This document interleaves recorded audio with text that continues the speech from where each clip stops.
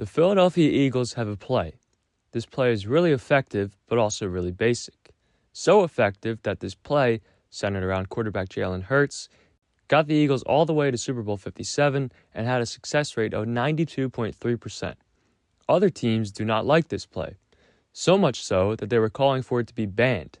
There's a couple of reasons why such a basic play is so effective for the Eagles, but so hard to replicate for the other 31 NFL teams, and why they hate it so much. Welcome back to the channel. I'm Cole from Philadelphia Media, and today we're going to talk about the Philadelphia Eagles play that has drawn so much criticism, the play known as the tush push. If at any point you enjoy what you're watching, do me a favor and leave a like on the video. Comment your thoughts and or what you think I should do next. Also consider subscribing if you like these videos and want to see more. On to the video. The Eagles named Nick Sirianni as their head coach ahead of the 2021 season. He replaced Doug Peterson, who won a Super Bowl with the Eagles, but had since had some disappointing years. Most of Doug's staff was let go, allowing Sirianni to bring in Shane Steichen as his new offensive coordinator. One offensive coach who remained from Peterson's tenure was offensive line coach Jeff Stoutland. Looking to head in a new direction, another replacement would be Jalen Hurts at quarterback instead of Carson Wentz, who was soon shipped off to Indy. The 2021 season saw the Eagles turn in a 9-8 record, earning themselves a wild card berth where they lost to Tom Brady and the Tampa Bay Buccaneers. Hurts had an okay season in the air, but on the ground, he led the Birds to the #1 rushing attack in all of football. During that season, Sirianni and his OC Shane Steichen split play calling duties. But for the 2022 season, Steichen would be the one calling the plays, and offensive coordinator Shane Steichen, with Sirianni being more focused on the overall scheme, how he wanted the offense to operate, in-game decisions, etc. In Week 1 of the 2022 season, the Eagles defeated the Detroit Lions 38-35 behind 39 rushing attempts, 216 rushing yards, and 4 rushing touchdowns. Hurts and the Eagles sealed the game late in the fourth quarter when they ran a QB sneak on 4th and 1, converting it with some assistance from Dallas Goedert. They did it again in Week 4. And in Week 5, it wasn't only Goedert, but this time Kenny Gainwell helped to literally pull Hurts into the end zone. At this point, a lot of people were wondering if the Eagles were getting away with an illegal maneuver, pushing and pulling their quarterback beyond the line of gain. And the response is that it's perfectly legal. It's been legal since 2005. Teams not only do not utilize the quarterback escort play, as that's the more generic term for it, but they also don't QB sneak very often. From 2017 to 2020, just 13 teams ran 10 or more quarterback sneaks in a season, and the most anyone had done was 22 by the Patriots in 2020. This past season, the Eagles sneaked 41 times and converted on 37 of them. But QB sneaks are not something new for the Eagles. Sure, they've executed them far more this past season than they previously had, but they're experienced in this game. Since their 2017 season, where they won the Super Bowl, the Eagles have had arguably the best offensive line in the league each year, and from 17 to 2020, they were 42 for 48 on quarterback sneaks, an almost 88% success rate. The big boys in the trenches are a huge reason why this play works for the Eagles. At center, they've got Jason Kelce. When Kelce's not chugging beers, podcasting with his brother Travis, or dancing in the end zone, he's one of the greatest offensive linemen of this generation. The anchor of this O-line, Kelce's been at it for 12 seasons, and over the past 8 years, he's started every single game for the Eagles. The former 6th-round pick has turned into a 5-time All-Pro and a 6-time Pro Bowler. With him at the helm, it's no wonder why the Eagles have so much success on the ground.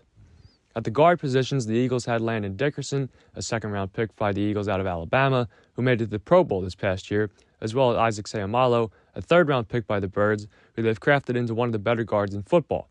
That was proven when he signed a $24 million contract with the Steelers this offseason. The tush push has been described as similar to a rugby scrum, which has Eagles left tackle Jordan Mailata feeling right at home.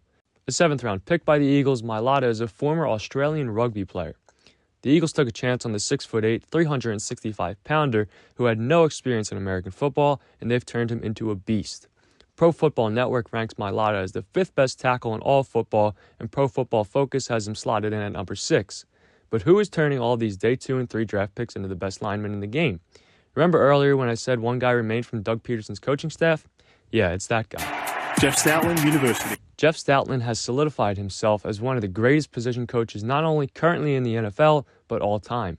Stout has an incredible knack for spotting talent in non-first-round picks, and turning them into stalwarts up front. When we finish watching a film, you close your eyes and you say, what's unusual about this player? If the player's not really an unusual player, I'm done. Move to the next guy. That guy's got to have something that's wow. We do have a criteria. We have a list of critical factors that are like the Bible, and we go off of that. I really don't deviate from that. Is there anything when you close your eyes? I know you didn't draft Jason, but when you close your eyes, you were like, man, that guy's special right there. Yeah, absolutely. The foot and body quickness, ability to change direction, production in space is off the chart. The one guy on the line that was selected in the first round is right tackle Lane Johnson, who was selected by the Eagles with the 4th overall pick in the 2013 draft.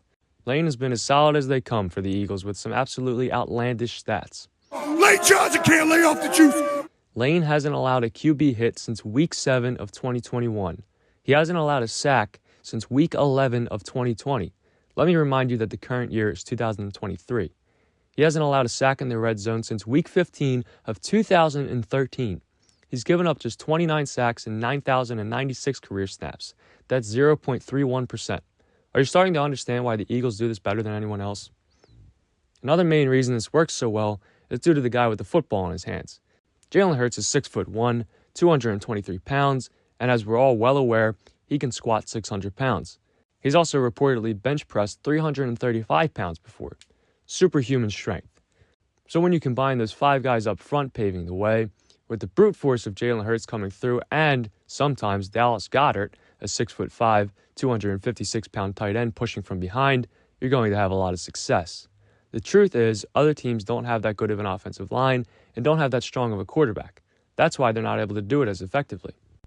When now former offensive coordinator Shane Steichen was asked about it, he said, until they say that we can't do it, it's legal and we're going to keep doing it. We're always going to do everything we can to put our guys in a position to succeed. Well, this offseason almost put an end to it. On February 16th, 4 days after a Super Bowl loss for the Eagles, a game in which Jalen Hurts had 10 rushing first downs, there was a report that the NFL would be looking into banning the tush push. The reason? It presented an unfair advantage and was not an aesthetically pleasing play. Personally, I took major exception to this.